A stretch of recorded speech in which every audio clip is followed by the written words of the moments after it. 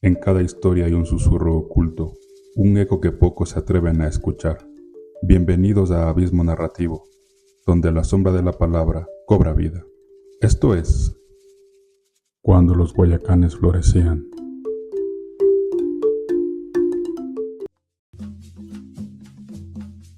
Capítulo 5.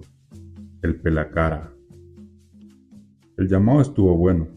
6 reses fueron despostadas para los facciosos, que junto con algunos curiosos venidos de los contornos, especialmente de la Hacienda del Mango, no pasaban de 400.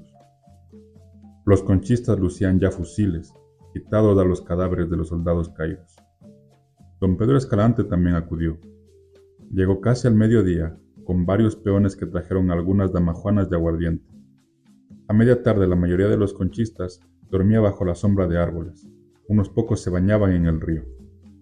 Alberto Morcú, el Pelacara y el curandero se acostaron bajo la sombra de un chiparo, casi al filo del barranco. La creciente continuaba fuerte. El Pelacara sacó de su morral una botella de aguardiente y los 3 se pusieron a beber. Ya en tragos, Alberto Morcú empezó a contarles su desventurada vida de concierto. A poco se quedó dormido el curandero. Solamente continuaron charlando los 2 hombres. Cuando Morcú hubo terminado, el Pelacara empezó a contarle su vida allá en las trochas de Limones, de donde había venido. «Hermano», le dijo mientras bebía un trago de la botella, «en todas partes el pobre vive fregado. Aquí, allá, en Limones, más allá. El negro vive al plan, el blanco lo aplasta. A mí me ha pasado otro tanto». «Sí», le contestó Alberto Morcú, «así es, pero ahora tal vez las cosas van a cambiar». «¿Quién sabe?», dijo dudoso el Pelacara. «No», replicó con tono optimista. «No, por algo estamos guerreando». Ojalá. No vaya a ser que a la puerta del horno se queme el pan». «No, no será», le contradijo lleno de entusiasmo.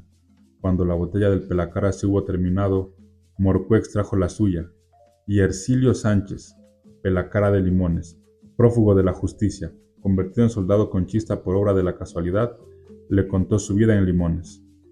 No recordaba exactamente desde cuándo había empezado a ver correr la sangre. Eran recuerdos borrosos, oscurecidos por los años.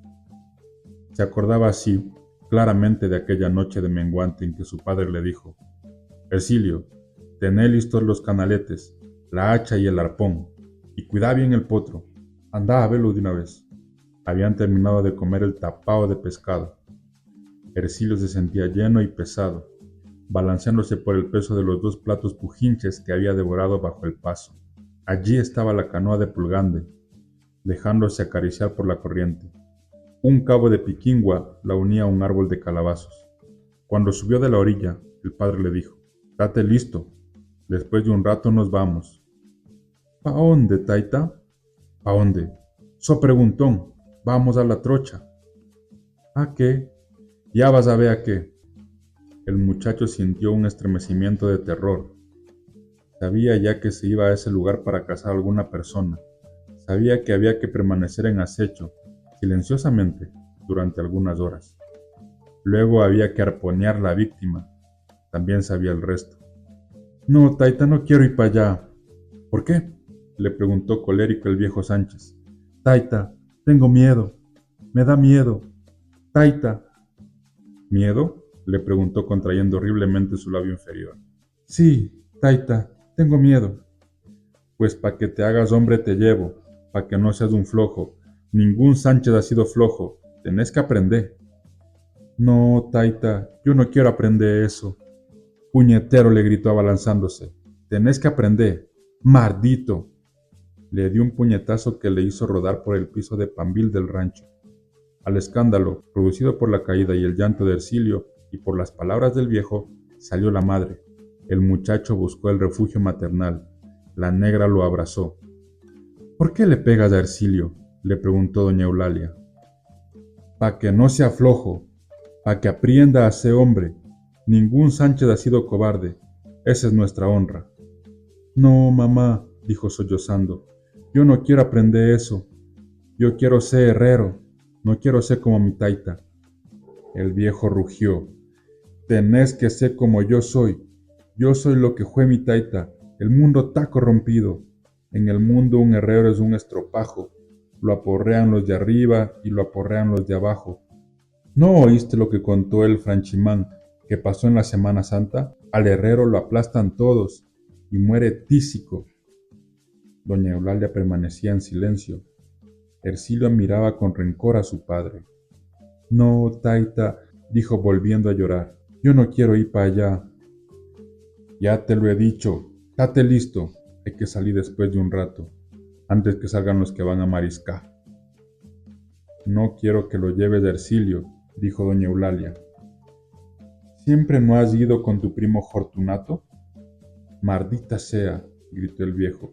En esta casa mando yo o vos. ¿Querés que te dé otra planiza y que haga lo mismo con Ercilio? Doña Eulalia recordó entonces las terribles planizas que sin mayores motivos le daba siempre el viejo. Ercilio también las recordó. El viejo, furioso por cualquier cosa que le parecía mala, desenvainaba su peinilla y 10, 15, 20 o más veces azotaba el cuerpo envejecido de la negra. «Haceme unos cigarros», le ordenó el viejo. Doña Eulalia y Ercilio entraron al cuarto. El viejo quedó solo. Se asomó a la ventana. Cuando al cabo de un rato, doña Eulalia le entregó los cigarros, el viejo encendió uno y guardó los otros en el bolsillo de la camisa. Después de un rato, partieron.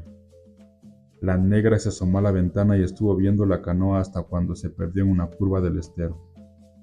Se acordaba Ercilio que durante todo el trayecto había ido pensando en la fuga. Cuando empezaron a brotar las estrellas en el cielo, creyó que había llegado el momento esperado. Veía claramente las orillas, conocía perfectamente los caminos. Pero su padre iba en la popa de la canoa. ¿No sería capaz de arponearlo apenas se arrojara de la canoa? Se había matado a tantos otros. ¿Qué le importaba matar a uno más? Pero sentía deseos de arrojarse al estero, nadar hasta la orilla, meterse por los matorrales y perderse por entre los manglares. Se iría para Esmeraldas, y después se iría por la playa para Guayaquil, como sabía lo habían hecho ya otros muchachos. En Guayaquil entraría de oficial a un taller, y con el andar del tiempo se haría maestro, pero su padre iba en la popa, él piloteaba la canoa. No tendría compasión. Habría que esperar, sería mejor. Como por el descuido, bogaba haciendo un poco de ruido, golpeando el canalete contra la canoa. El viejo le dijo: «Boga bien. El criollo no hace sonar el canalete, ¿no lo sabes?» «Bueno», replicó de mal humor. Cómo odiaba entonces a su padre, cómo deseaba que algo grave ocurriera, cómo habría agradecido al cielo si la canoa se hubiera volcado y tal vez si alguien hubiera matado a su padre en ese instante, dejándolo en libertad para que pudiera escoger su destino antes de que estuviera manchado. También se lo habría agradecido. La canoa recibía ya las caricias de las olas que entraban por el brazo. Se internaron luego por una estrecha trocha casi cerrada. Había un remanso completo. Arriba, los manglares de uno y otro lado tocaban sus ramajes, como besándose. El viento silbaba alegremente. Unas pocas estrellas estaban caídas en el fondo tranquilo de otra trocha cerrada por una pequeña palizada. Se veía resplandeciente la cinta de la trocha por la cual avanzaban.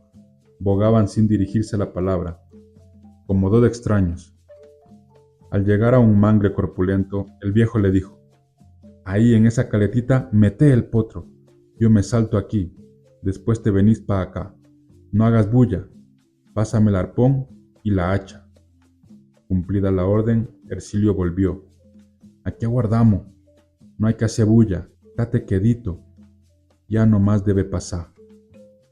El viejo se agazapó en cuclillas tras el mangle, observando la cinta plomiza de la trocha. El muchacho, de mal modo, después de un rato hizo lo mismo. Hundidos los pies en el terreno fangoso, mortificados por nubes densas de mantas, clavos y zancudos, esperaron largo tiempo. Ercilio, cansado ya, se movió.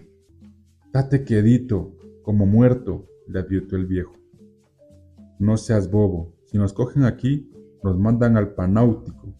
Allá en Quito nos encanga el frío. No te movas». Ercilio sintió otro sacudón de terror. El Panáutico, para él y para muchos, era peor que el infierno. Allí el frío mataba a los presos. Los guardianes perversos les molían a palos del cuerpo a los negros. A medianoche los hacían trotar desnudos en el patio, hasta dejarlos muertos en el suelo. La comida era dada con bala en boca, y de repente, cuando alguno iba ya en camino de la fuga, las balas certeras de los guardianes lo mataban. Así lo había contado en la comarca Mata con Cabo, su tío, que fue cogido en la frontera por la policía y conducido al Panáutico, del que, sin embargo, había logrado fugarse. Y eso que su tío no era un verdadero pelacara, pues que solo mataba con el cabo de su hacha, de allí su apodo, y luego arrojaba a sus víctimas al mar. Ercilio estaba ya rendido por lo forzado de la posición en que había permanecido cuando el viejo le dijo al oído: «Ahí como que viene uno, date listo». Ercilio se levantó. ¿Qué iba a hacer? ¿Qué debía hacer? No lo sabía. El viejo lo tomó de la pretina. «No te movas. Espera», díjole irguiéndose lentamente. Observó. Luego el viejo y el muchacho se encuclillaron nuevamente. Una canoa avanzaba en la trocha. Se percibía ya el rumor de las olas que empujaba al avanzar. La cinta plomiza de la trocha empezaba a quebrarse. El ruido del canalete seguía creciendo. Luego se hizo grande. Ya no cabía duda. La canoa estaba frente a ellos, a pocos pasos de distancia. Agazapados, inmóviles como si fueran piedras, pegados al mangle como una parte del árbol, permanecieron. Era un hombre solo. Lo vieron claramente. Pasaba. ¿Cuánto tiempo duró esto? Ercilio no pudo calcularlo nunca. Para él fue una eternidad. Sentía como si el corazón fuera a saltársele del pecho. Era como un reloj grande que hubiera enloquecido. Cuando el hombre de la canoa pasó el mangle, el viejo tomó rápidamente el arpón. Dejando de bogar, el hombre de la canoa, sorprendido por el ruido que debía hacer el viejo Sánchez, echó la vista hacia el mangle, pero fue tarde. El arpón estaba ya clavado en el costado derecho del viajero. Quiso forcejear. El viejo, metido ya los pies en el agua, arrastraba el cuerpo del herido hacia tierra. Cayó de la canoa. Entonces el viejo le dijo a Ercilio: «¡Apurá! ¡Dale con la hacha! ¡Duro!». Recordaba Ercilio que no quería asestarle hachazos, en principio al moribundo, pero recordaba también que el viejo le había dicho: «¡Apurá! Si no querés que nos agarren». Después recordaba con qué gozo había extraído el viejo el pañuelo colorado del difunto, con el bolón de billetes y plata blanca. Y después la escena, aún más dura, que había presenciado y en la cual hubo de intervenir, pues había que proceder con rapidez ante el peligro de ser sorprendidos. Aquella en que, ocultos en la trocha, pelaron la cara del muerto, a fin de que no pudieran identificarlo. Luego, la forma como le abrieron el vientre y, por último, cómo la habían arrojado al mar para que se hundiera con dos enormes piedras amarradas. Y aquel regreso ensangrentados, casi al amanecer, cuando estuvieron a punto de ser descubiertos por unos hombres que andaban atarrayando, y la desesperación de su madre cuando salió a recibirlos a la sala del rancho, con el candil encendido, y como la vieja al decir: mi hijo, estás manchao», se había desvanecido sobre el piso de Pambil, y aquella obscuridad en que se vieron envueltos enseguida, como si hubieran caído en las profundidades del infierno por el crimen que acababan de cometer. Y aquella mañana, la siguiente, cuando la madre lloraba amargamente, mientras el viejo sobresaltado, sin haber podido dormir un instante, se hacía pasar por enfermo y lo mandaba colérico a comprarle 1 litro de aguardiente. Le comentaba también de otras hazañas que había estado en la obligación de realizar ante la voluntad de hierro de su padre. Le refería que en otra ocasión, a la salida de la trocha, habían matado a otro hombre, asimismo con arpón, creyendo que llevaba dinero, y lo único que le encontraron fue un corte de pantalón. «De este muerto», dijo en casa el viejo Sánchez, lleno de indignación, «nos ha salido caro, más fue el costo que la ganancia», y arrojó con desdén el corte de pantalón sobre el petate de Totora. Le contaba también de aquella ocasión en que persiguieron como quien nada malo anda haciendo a un hombre en la trocha, pero el perseguido los alumbró con un foco y les dijo: «Hey, ¿qué quieren? ¿Quieren bala? Andamos pescando, vea». No somos gente mala, dijo el viejo. Yo creía que eran pelacaras, dijo el hombre con voz áspera. Entonces no hay para qué, y lanzó 2 disparos en el aire que repercutieron en todos los islotes. Estaban ya saliendo de la trocha. Se me escaparon esos 2 tiros. Estos rifles nuevos son así. Ajá, cierto, dijo turbado el viejo Sánchez. Se alejaron rápidamente. El hombre del rifle se diluyó en las tinieblas. Cuando estuvieron ya lejos, el viejo le dijo a Ercilio: era para advertirnos que llevaba rifle. No creas que se le escaparon los disparos. Ercilio no dijo nada en ese instante. Después de un rato, como adueñándose otra vez de sí mismo, le contestó: ajá, ajá. Y regresaron tarde a la casa, muertos de frío, porque un aguacero torrencial con truenos y rayos. A estos últimos se los veía claramente escribir en el cielo sus fugaces garabatos. Se desató cuando estaban en medio camino. Le contaba también de aquella ocasión en que se fue huido de madrugada de la casa, con miedo de que lo cogieran preso, pero con la resolución de no volver para no continuar ayudando a su padre a matar gente inocente. Y cuando llegaron a este punto, Alberto Morcú le preguntó: ¿y entonces, no regresaste y te hiciste herrero? No, hombre, le contestó con acento triste, tomando otro trago. Llegué hasta Manabí, pero la mala fama de los Sánchez estaba regada por todas partes. Me llamaban pelacara por donde iba. No me dejaban tranquilo ni los muchachos pequeñitos. Yo estaba ya jovenciando. No peleaba, porque nadie quería pelear conmigo. Y si hubiera peleado, me habrían hecho gavilla. Me tenían miedo, odio, desprecio. ¿Qué sé yo? Desprecio más que otra cosa. Comprendí que estaba de más en todas partes, y me di cuenta que la única parte donde podía vivir era en los manglares y en las trochas, junto a mi taita. ¿Y volviste entonces? Claro, hombre, volví. Pedí perdón a mi taita. Él me recibió bien. Esa misma noche salimos para la trocha. Yo iba casi contento. Todo el mundo me odiaba. ¿Qué más podía hacer? Esa noche matamos al mayordomo de la hacienda del Maracumbo. Llevaba plata para pagar a los peones. Cogimos buena mascada. Lo echamos también al mar. Barajo, dijo tristemente Morcú. ¿Pero qué más podía hacer? Todos me despreciaban, hasta las hembras. Entonces comprendí que yo también estaba en la obligación de despreciar a los demás, y vi de las cosas como las vi a mi taita. ¿Y después? Mi taita se murió. Lo atacó un buen paludismo. Murió alocao por la fiebre. En la agonía quiso levantarse de la cama y no pudo, y me gritó: «Mardito, mardito, huye de aquí. Todos ustedes son unos marditos. Vos habéis manchado estos manglares. Andate que por vos no puedo morir tranquilo». Mi mamá vino entonces, tomó fuerza y le gritó: «Perra mardita, ¿pa' qué me has servido? ¿Por qué no me corregiste? Que venga ligero el diablo y me cargue. Al fin y al cabo he vivido entre júdalos, y el infierno no me asusta. Todos los Sánchez somos machos». Mi madre estaba asustada, llorando pegada a la puerta, y después preguntó si la marea estaba subiendo o vaciando. Le contesté que estaba vaciando, y se murió. La gente empezó después a decir que mi taita penaba en la trocha, que lo veían ahí todas las noches, como buscando algo, como escarbando. Me dio miedo.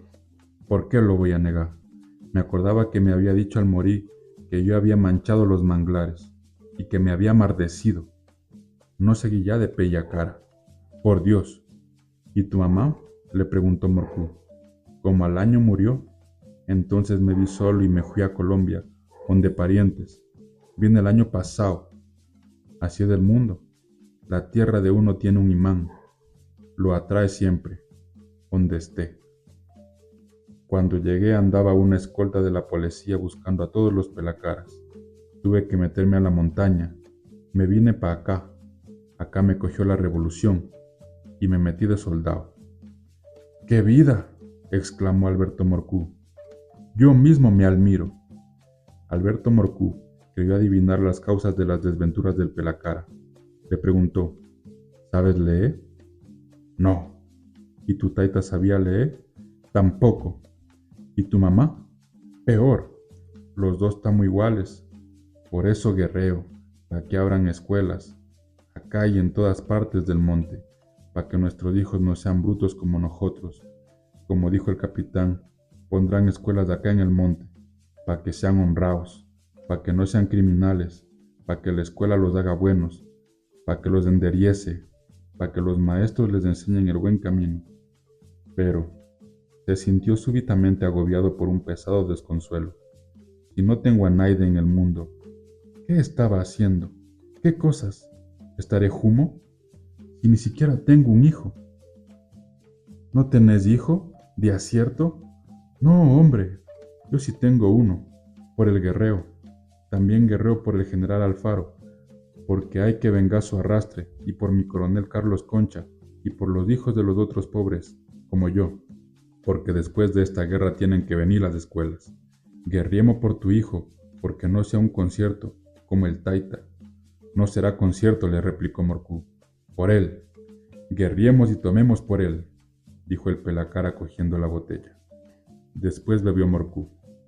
Sonaron de pronto unos disparos procedentes del cerro del frente. Había ya pocos hombres en el lugar en donde se encontraban. Despertaron rápidamente el curandero. Se restregó los ojos.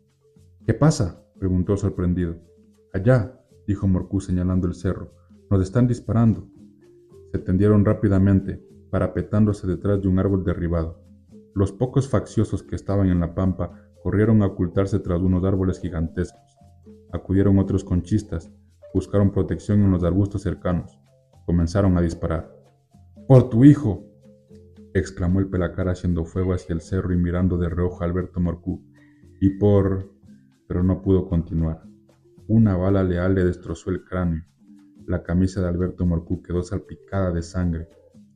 El ex concierto lo miró. Al recibir el impacto se había inclinado hacia él y le había estirado el fusil, como encomendándoselo.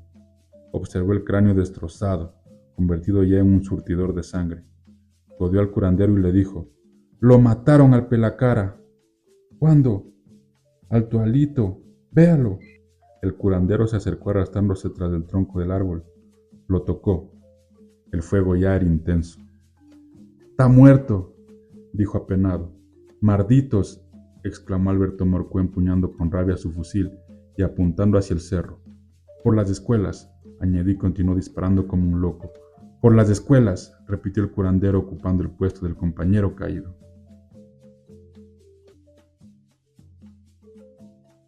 Las páginas siguen abiertas.